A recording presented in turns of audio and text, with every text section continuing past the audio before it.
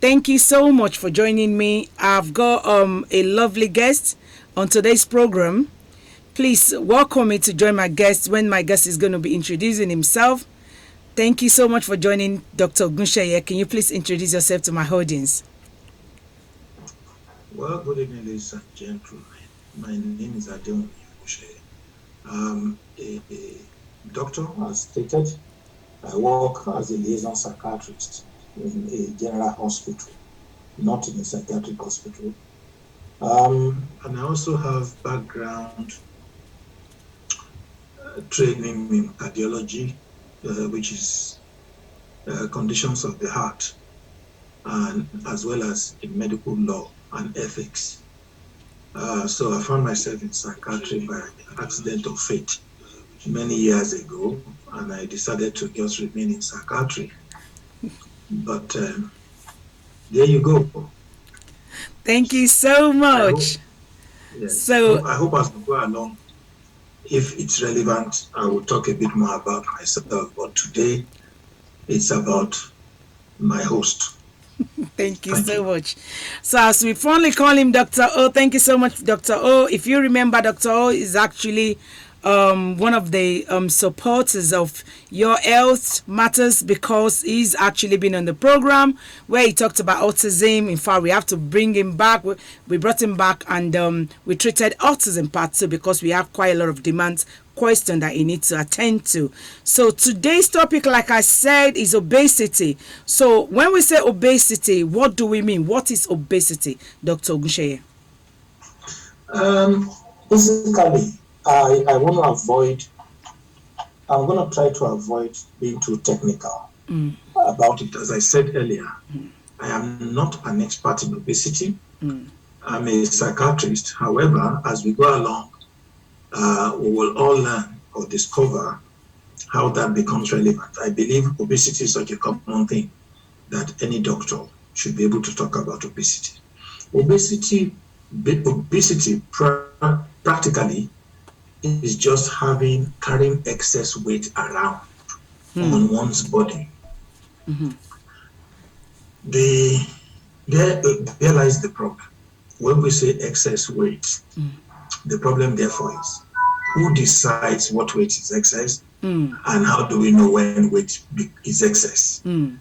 So a rough guide is when they use the BMI, the body mass index. Body mass index is calculated by dividing the height of the person, the weight of the person in kilograms, measured in kilograms. And then you divide that by the height in meters, the square of the height in meters. So weight in kilogram divided by height in meters squared. That is the body mass index, basically. Body mass index of 18 to 25, 24.9 is considered healthy. Between 25 to 29.9 is considered overweight. Anything from 30 to 39.9 is considered obese. And from 40 and above is considered severely obese or morbidly obese. I will qualify that because in some people you will find out that they may have body mass index that may be high, people, big boned people, some of us of African descent, black people, our bones are denser, we tend to weigh a bit more. So it can give false positive results. So the name of the game basically is to say that there isn't a particular objective way of labeling somebody as obese. It's just a subjective thing. However, we all know that we do get to a point where the weight a person carries around begins to interfere with their health. And irrespective of what name you call it, it's important to address it. Thank you so much. I think that was actually a very good way of actually explaining obesity, because it's actually a major problem in the society, and even everyone seems to struggle with the weight. And at least now we know that sometimes you can have a big bone, and that could actually be a contributing factor. So that was really good. So, but let's focus, because it's a very sensitive topic, yeah. And the whole idea of talking about it is actually not to label people who are actually a bit on the bigger size. Rather, it's actually designed to see how can we support ourselves to actually manage it, reduce weight, focus on what is actually necessary, that maybe we are not even like an high opener to things we are not even conscious of. So what are the causes of obesity, Dr. Ho? There are 3 types of conditions I will talk about. So in some cases, basically, look, at the end of the day, you need, look, we are family here. Yeah. Even if I've never met anyone out there who's watching us, we are family. I have members of my own family immediate who will count as obese. So it's not about shaming anybody here. And I'm not the slimmest of people myself. But there are 3 factors that we tend to look at. We tend to look at the genetics in the sense that you will find out that people who are obese usually have at least one parent who is obese. There is the genetic factors, there is the environmental, which comes from things like eating certain things, overeat. Can you unmute yourself, Dr. Ho, please? You're muted.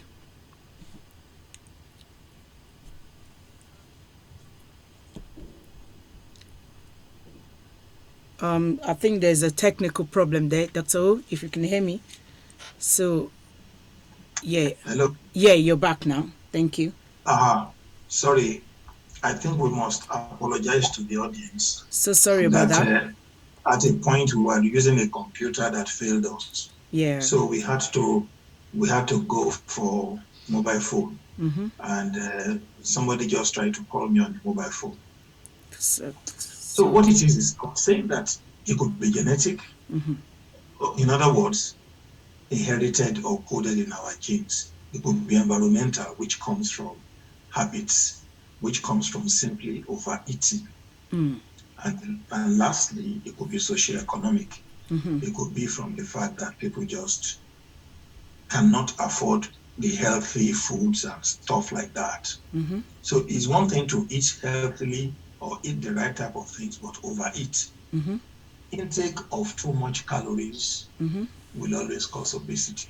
You know, if you eat too much and you don't do enough exercise, you are looking at obesity.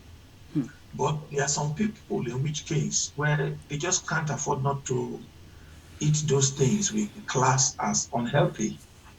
People can't afford certain things, so they go for fast food. They go for the chicken that's been.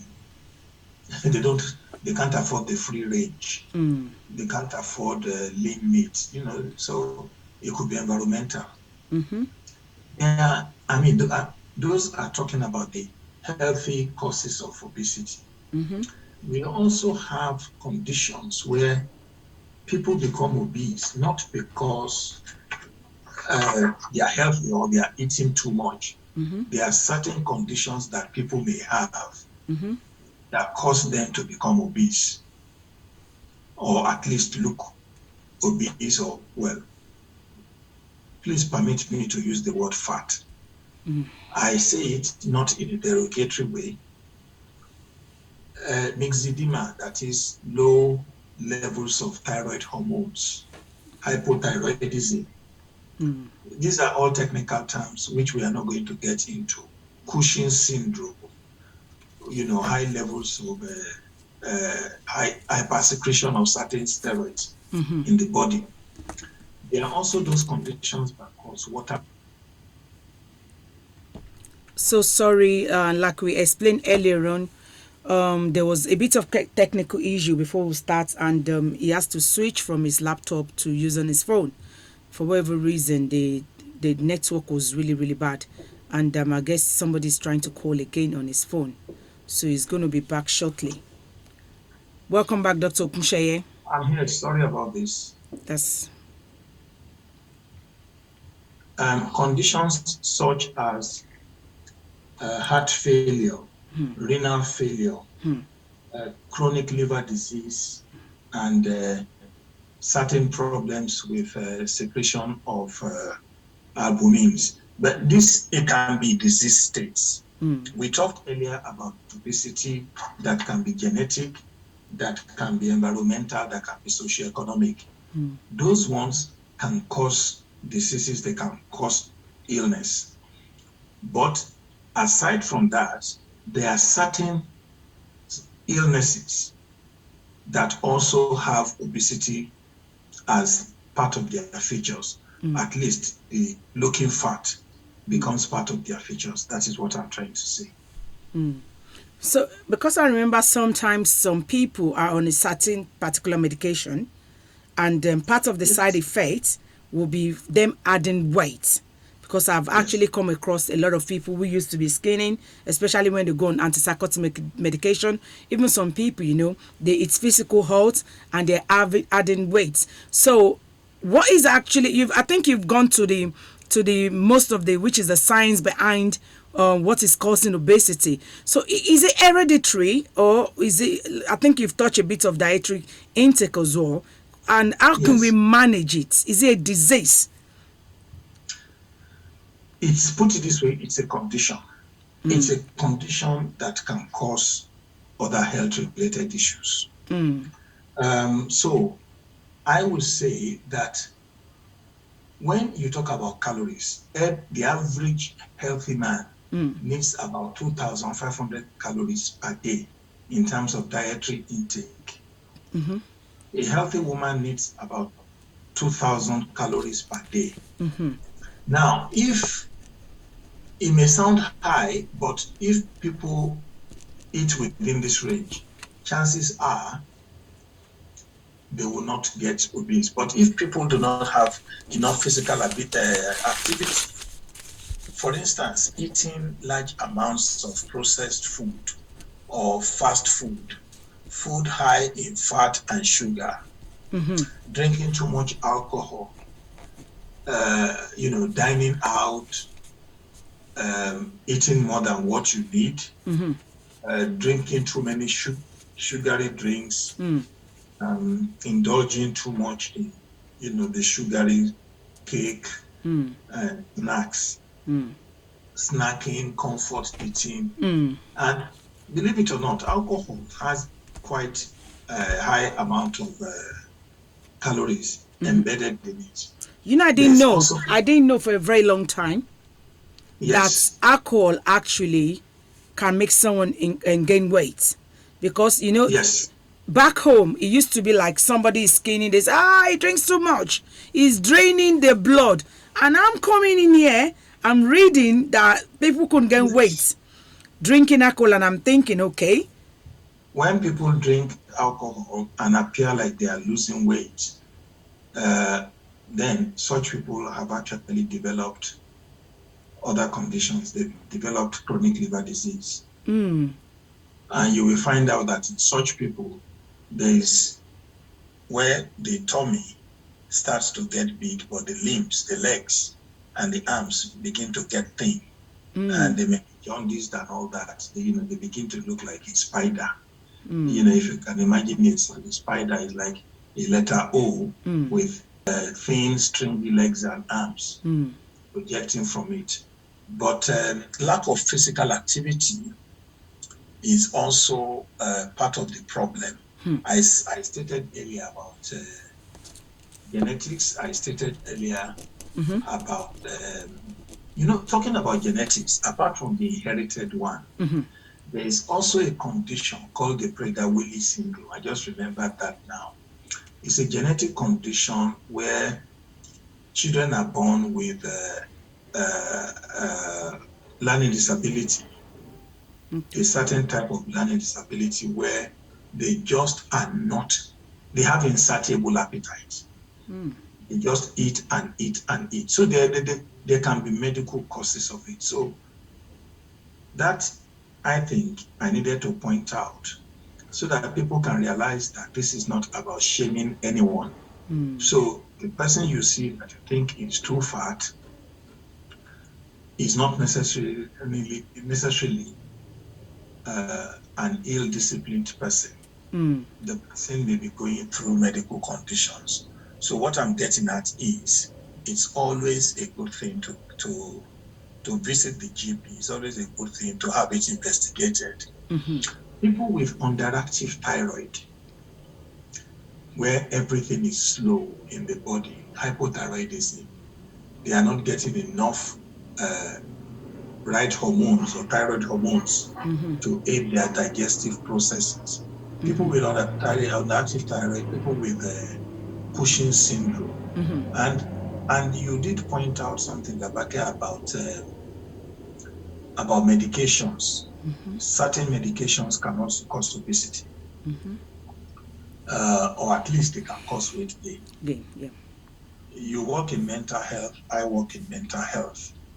We both know that in depression, people either do not eat enough or they comfort eat when they have issues, when they have matters they are dealing with. You know, they indulge in comfort eating. They go for the sugary stuff. We both know that some of our patients with conditions such as schizophrenia do not eat the right things. They can't be bothered to cook. They can't be bothered to prepare things. What do? They just go down the street and buy the 2 pounds chicken and chips. By the time I don't care who you are or what your genetics is, if you eat 2 portions of those things every day for 3-4 months, you are not going to be healthy. You will gain weight, but it will be unhealthy weight gain. Some people blame it on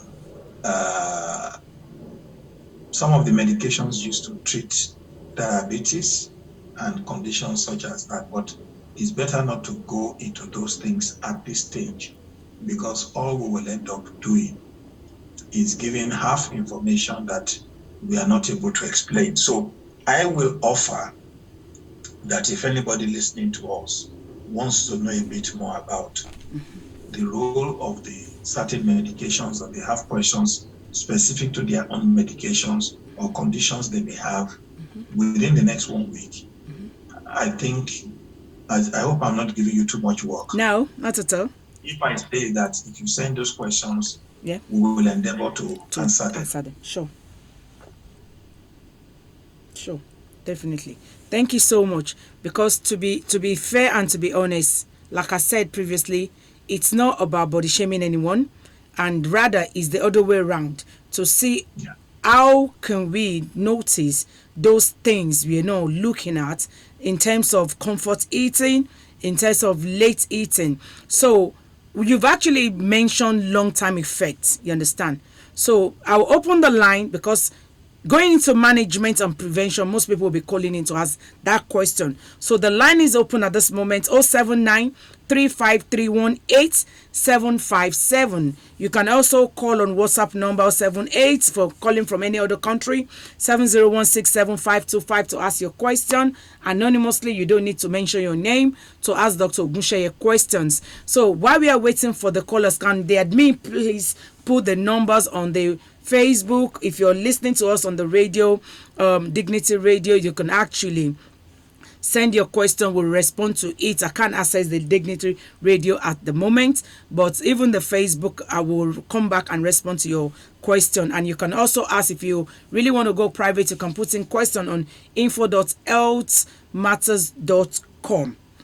So at the end of the day, we will respond to you, and people don't have to know your business. So Dr. O, Can we Yes. focus about the black minority, our own cultural setting, in terms of the kind of food we eat, the timing we eat? Because I think we got a caller, so we're going to pick the call and we'll go back to the question. Hi, caller, you're welcome on today's program. Your health matters. Hello, good evening. It's good to have you back again, and good evening, Dr. Olu. Dr. O, sorry. Oh, Dr. Gunshaye. Oh gosh, Bishay, I did it again. Well, it's Good evening. interesting. I don't want to rush, but Okay. I'm calling in regards to okay, obesity in regards to Can you African increase? nature, more like the Nigerian part, because if we are being specific, Increase. because most Nigerians back then we believe in, or when you're using the word loosely, fat, because that's what the terminology we kind of use from Nigeria in Lagos, really. We use the word loosely, and then we just believe it's from like a generation impact that if you're big, if you're on the bigger side, that means you live healthy, you're more healthy. But now people are more being cautious about their health. And then how, because now that you go into the management, how can we retain not having weight? Okay, for example, the issue I have is I've gone through so many diets and all these fad diets, and I realized that once I stop, I end up gaining more weight that I've already lost. So because then I go back, because of that, it just puts me down. I just lose hope, and I'm like, what's the point? Because when I go on all these different diets, I've done keto, I've done carb only, protein only, and different diets. But now I'm trying to now focus more on healthy living and eating healthily. But it is still a tough challenge because I love my food. How can you help me here so that I don't become obese? Okay, like I said earlier, the first step is to talk to your GP. Okay. Why do I say that? You see, going to the GP would help to diagnose we may both be big, we may both carry around excess weight, but the reasons we are carrying around excess weight will be different from person to person. So when you visit the GP wants to know about your lifestyle. They want to know about your diet, your habits. Do you drink? Do you smoke? They want to look for underlying causes of the obesity. They want to know how you feel about your weight. For instance, I did mention earlier that some people carry weight around comfortably. Some people carry weight around uncomfortably. And I'm not talking physical, I'm talking mental. Mental, yeah. Some people develop mental health issues, depressive conditions, just because of their weight, the way they look, their self-esteem.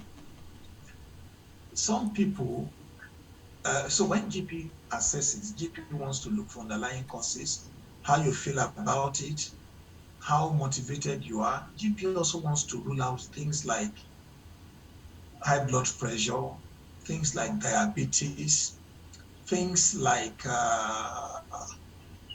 such conditions, underlying. GP wants to understand what we are treating. Then from there, the GP will be able to know whether there are treatable conditions underlying this weight issue. Now, you talked about the diets. As a rule of thumb, we have the weight loss groups, we have the various things. You see, dieting in itself will help you to lose 5 to 10% of body weight.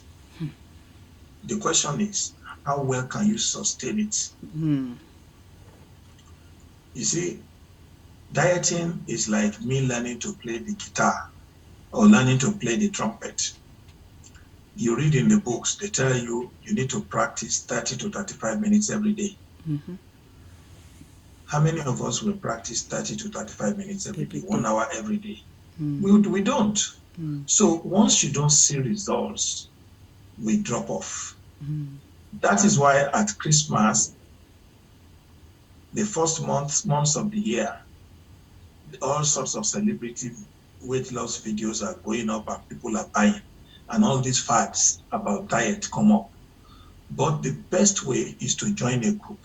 Mm. Your GP also can signpost you to groups. People don't realize that you can actually lose weight on the NHS.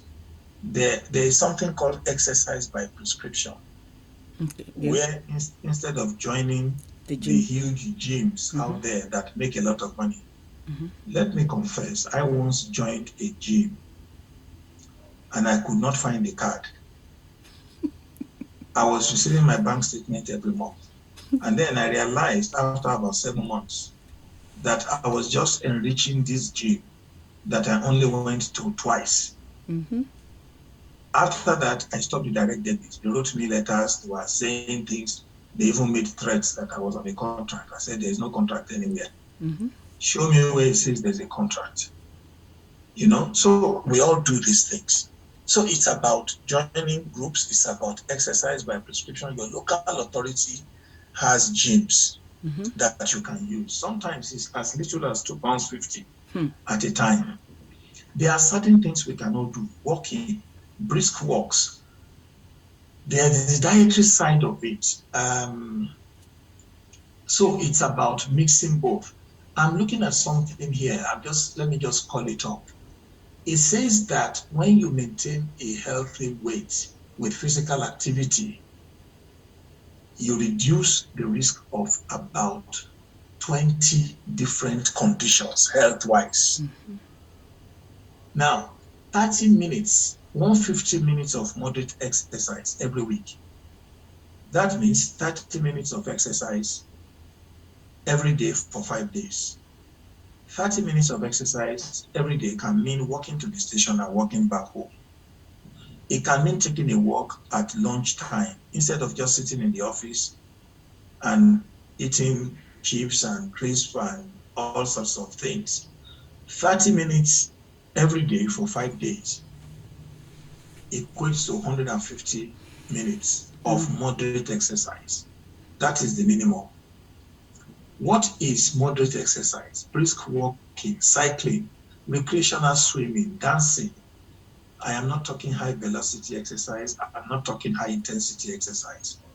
Some people who do competitive sports or circuit training or running can just do only about 75 minutes of that every week. So, in effect, for the caller, I just want to say that you are not alone in what you have said. If you do the dietary side of things, not this fancy, just your regular foods, reduce certain contents, increase the protein side of what you are eating, increase the vegetable side of what you are eating, I'm not saying cut down completely on carbohydrates. The mistake a lot of us make is that we want to cut down completely on carbohydrates. Those things will lead to rapid weight loss, but you will pile it all on again.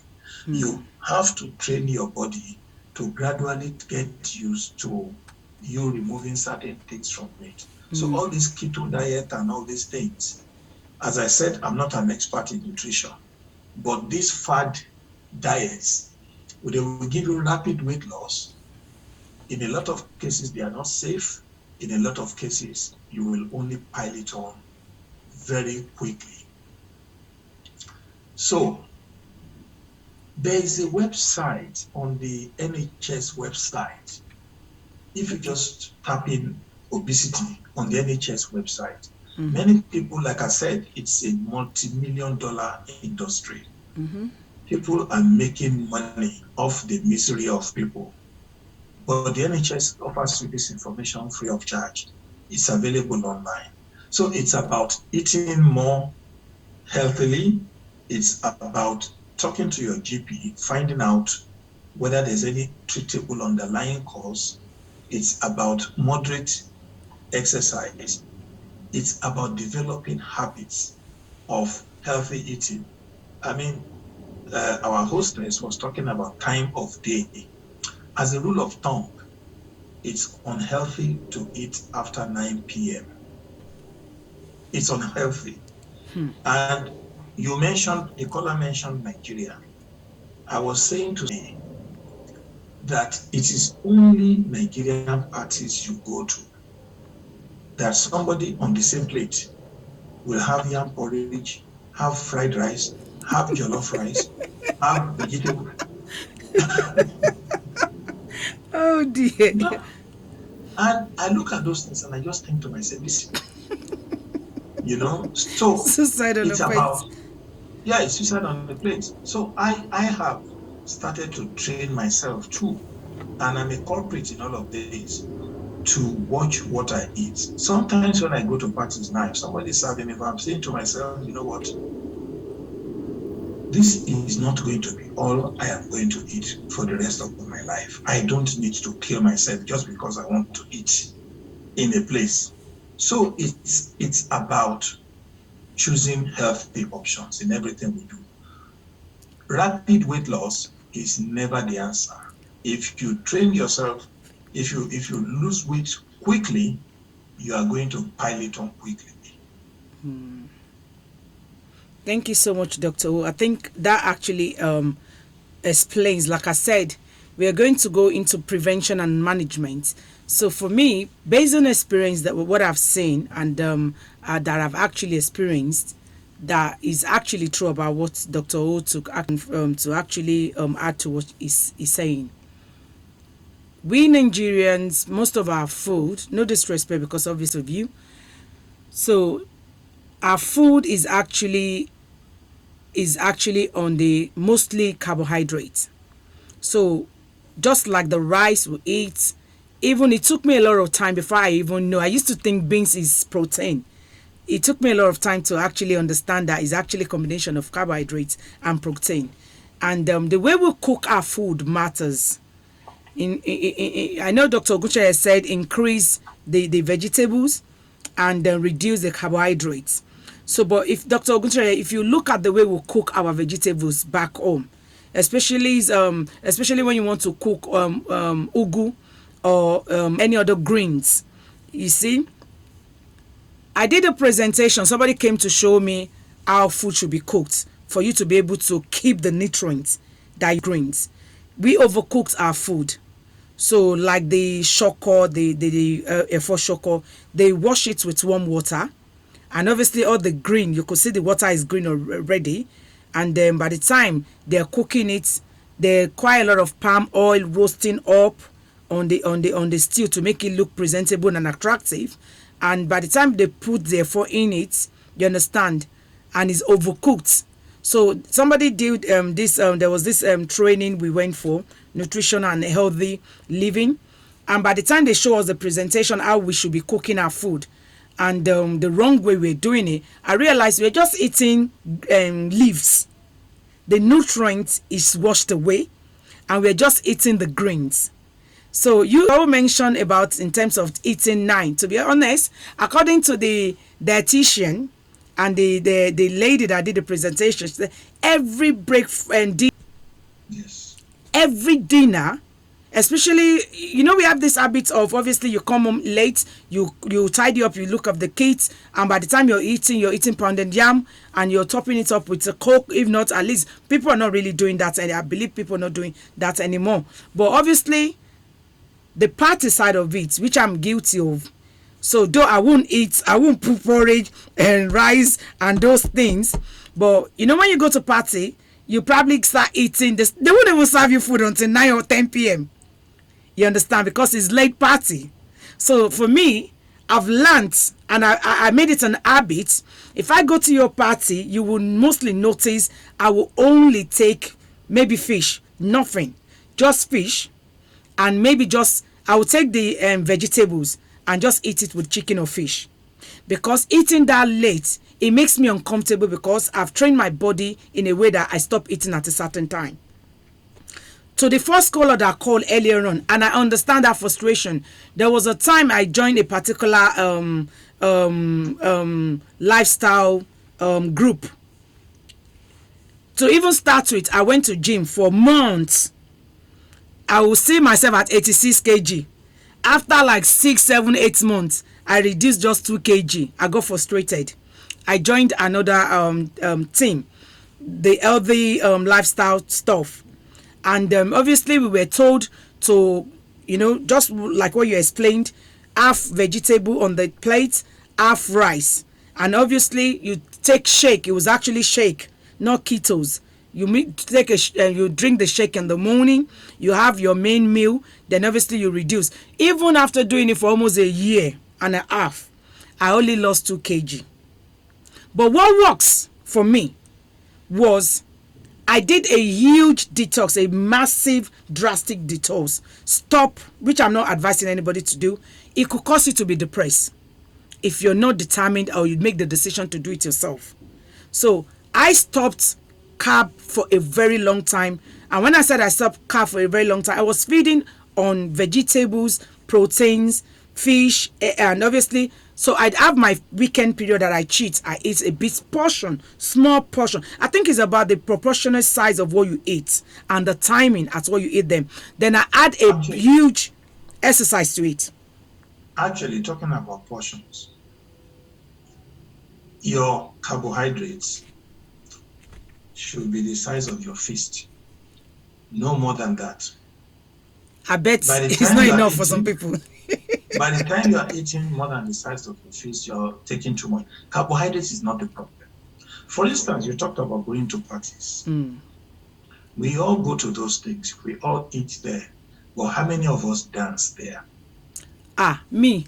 I go to party for dancing, Dr. I don't go to eat. So that's good. But many people just eat this and sit there. They pile on all these things. They are sitting down there, looking dainty, looking glamorous. So that's another tip. Don't forget. That's another 18. Eat late, dance.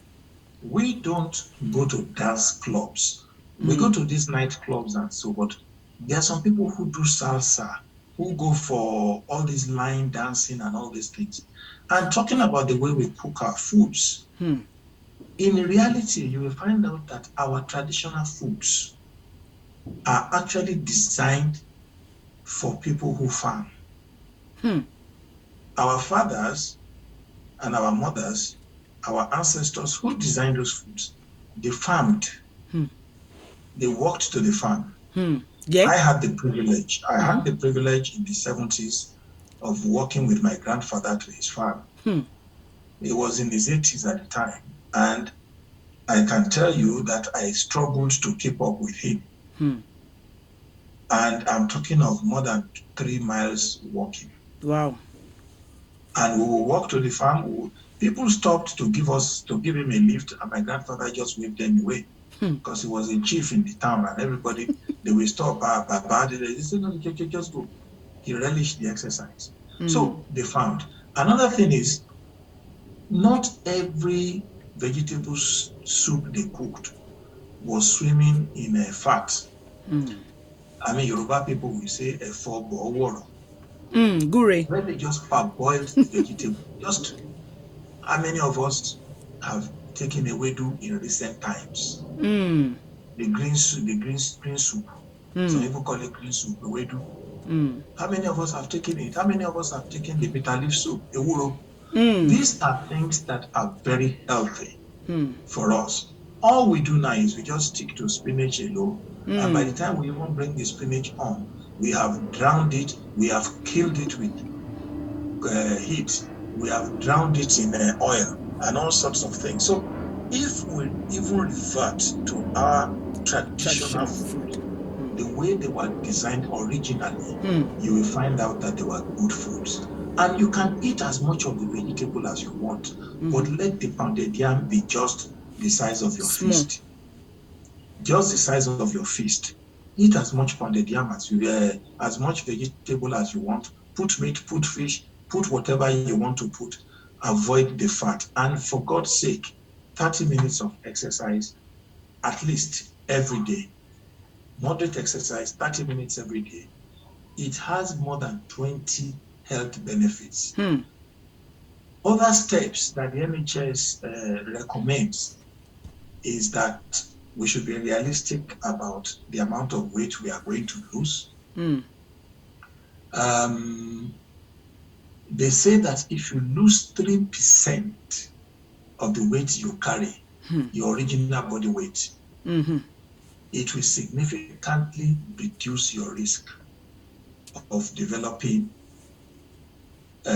obesity-related complications. Okay. Just 3%. If you are 100 kg and you lose only 3 kg, I know that 97 is still, but it will drastically reduce the pressure on your heart. It will reduce the pressure on your bones. You are less likely to suffer with osteoarthritis. You are less likely to suffer surgical complications. In very obese people, surgery is a life-threatening thing.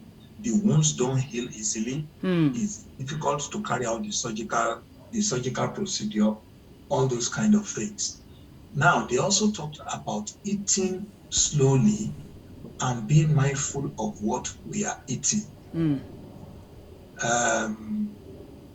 So, being mindful, avoiding situations where we may be tempted to overeat.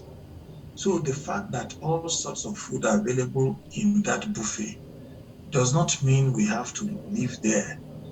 There was a, when I've forgotten the name of the place in Collingdale, Yauhan Center. It used to be a Chinese place that people went to. It was only £10 in the 90s. Okay. People will say that the day I go to Yauhan, they will know somebody has come there.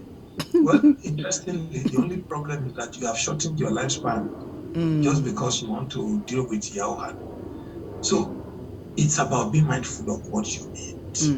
Avoid situations where you'll be tempted to eat too much. Now, for the caller, who I really appreciate her truthfulness. Sorry, I didn't get your name. I apologize. Involving family and friends. Form a partnership. If you form a partnership, you are less likely to drop off. Find a, how do I call it? People of the Christian persuasion call it destiny partners. Okay. I call it having useful relationships. Okay. If you are studying for an exam, you will look for somebody you will study with, isn't it? Sure. Like a partner, yeah? Reading partner? Yes, kajola. Yoruba people say kajola. The word kajola in Yoruba means the cooperative. Cooperative, successful, yeah. Form a cooperative. Find somebody you are going to partner with. Somebody that will encourage you. Somebody, go on regular walks. Saturday morning is not for sleeping in. Saturday morning is for going on 30-35 minutes, 1 hour walk. If you can do it in the morning every day before going to work, why not? If you can do 15 minutes walking in the morning before you go to work, why not? And if you can do 1 hour, 2 hours on Saturday, why not? But I guarantee you, by the time you do a few days in the week and you are doing Saturday morning, after 2 weeks, you'll be tempted to stop. But if you have a partner, what happens? Your partner encourages you. We don't do enough sports.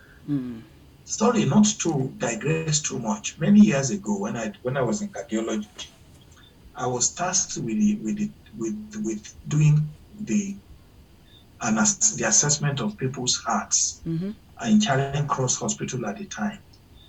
And something happened. I went to my boss and told him that something surprised me, that the older people appear to have stronger hearts than the younger people. And the man laughed at me, Professor Mark Noble, may his soul rest in peace. He laughed at me, he just laughed. He said, I should go back and go and check why. I said, but sir, this is why I've come to you. He said, okay, that I should go and write down the lifestyle of all the patients and come back after 2 days. All the patients I saw for the next 2 days, I wrote it down. I came back. He looked at me, he said, what do I see that is common? Interestingly, those older people all had dogs. That they You take know for a what that walk. means? They took their dogs for a walk in the morning. They took their dogs for a walk In the evening, more or less like exercise for them. You see them with their dogs walking along the road leisurely. All of us see people walking with their dogs. They are going to live long. Their hearts are better. They are not putting on unnecessary weight. Okay. Some people are walking their dogs and smoking at the same time. That's a different ball game. I mean, that's like having very good towels and standing in the rain whilst trying to towel your body dry. That's a different story. But the point I'm making is exercise does not have to kill your joints. Exercise can be something as simple as the same pace at which you see the person walking their dog. They are not running, they are not sweating, but they are doing it leisurely, they're doing it regularly. True. And they walk the dog for about an hour every morning, an hour in the evening. That is good exercise. It will help you to lose weight. You will find, and you will eat more healthily, and you will discover that you will get better. You will get stronger. And the stronger you get, do you know that muscular people with muscle on their body, do you know they lose weight in their sleep? Easy. Yes. The muscles are fuel. They need energy. So when such people sleep, the muscles are taking nutrients to keep alive. So fitness is a habit for some people. It's a but lifestyle you find habit, out that as you start to do it, your body itself will start to help you. The problem is a lot of us, including me, by the way, we give up too quickly. I think that's actually the key, where to summarize. How many of us have tried to play musical instruments? How many homes have violins or trumpet or recorder? We all have those things. But the children you buy it for, because of no encouragement, they drop it. They don't play it anymore. They're not playing it. Whereas, imagine if you went to the kind of church or you have people that encourage that child to play that instrument. For them, it starts to become fun. Yeah. We can make the weight loss program become fun. We can form a group around it. We can team up with our neighbors and go on walks together. You see some people riding bicycles on Saturdays, cycling club. I am yet to find a black person among them. I am yet to find my Niger brothers among them. I go to golf courses, I go to tennis courts. I don't see our people there. So it's about forming habits. Let's go on. So thank you so much, Dr. Ogunseyi. Like, there's actually quite a lot of email sent to the info.healthmatters@yahoo.com already. So I probably will be dealing with that after the show. So today's program, I know a lot of people want to talk offline about it to get support, and I really want to reassure people and say a big thank you to the caller that actually was bold enough to actually say, this is my struggle.